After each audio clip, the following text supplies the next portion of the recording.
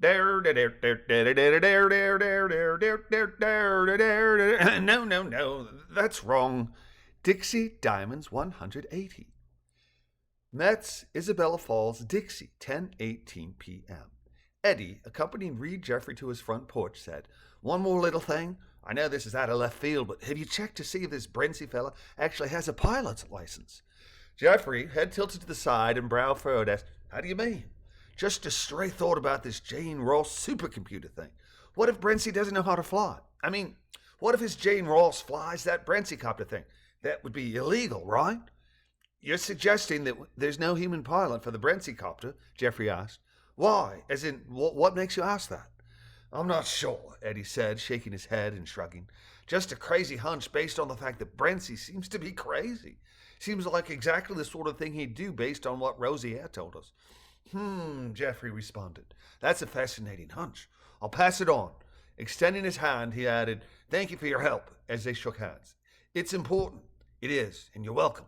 Keep us safe, and you be safe," Ed said with a nod as he matched Jeffrey's firm, but not painful handshake. "Thanks," Jeffrey replied before heading down the Borden's driveway.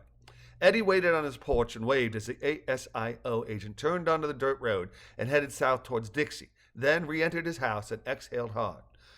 Balloony, in telepathic rapport with 5 of his human allies, asked, "Are you all right, Eddie? Would you like a moment?" "Nah," Ed said, returning to the living room and kissing the top of Lizzie's head before again sitting by her, said, "I'm fine. Really? How'd we do?" "I'd say you covered your bases without going too far," Balloony reassured.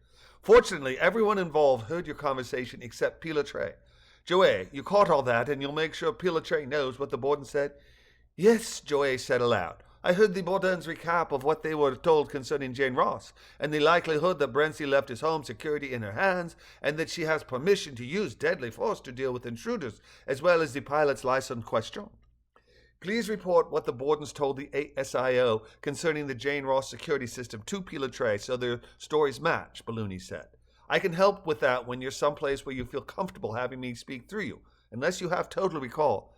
"No, I do not have total recall, so your assistance would be appreciated when Pilatray and I can speak with you," she replied. "Speaking now," she added, looking at Pilatray, "where are we going? Your home? My apartment? Somewhere else? We're nearly to my place." "Excellent question," Pilatray replied with a shrug. "I'm confident in your certainty that both of our homes have been equipped with listening devices. It might be better if we spoke elsewhere, despite our injunction against discussing Balloony, etc. in public." "Technically, you wouldn't be discussing me or anything that you've been told not to," Balloony said. "Though obviously none of us are living up to this since we've been chatting away for the last 56 minutes and 27 seconds. A brand of brigands, aren't we?" Eddie said with a laugh. "What do you think's going to happen with Brency? I mean, short term. Where's he going and who's going to meet him in that Agent Alley?" "It's too soon to say," Paul said, "but it certainly seems to me that the ASIO is working diligently to provide Allie with the necessary tools to keep Brency from skirting the law, and I think that what you and Lizzie just provided that Reed Jeffrey should provide our winged warrior with quite a bit of lift." "I certainly hope so," Ed replied. "That Brency's a menace to society. On a much lighter note, how's your camping adventure going?" "I'm very happy to say it's been completely routine," Karen said, "for which I am extremely grateful." "Concurred," Paul said. "Let's just hope the new year dawns bright and optimistic, eh?" "Amen," Lizzie said. "That would be wonderful." "Remember," Balloony said, "call any time you need me for anything. I'll reach out at midnight if not sooner." "Talk to everyone in an hour 40, Eddie said. Ciao!"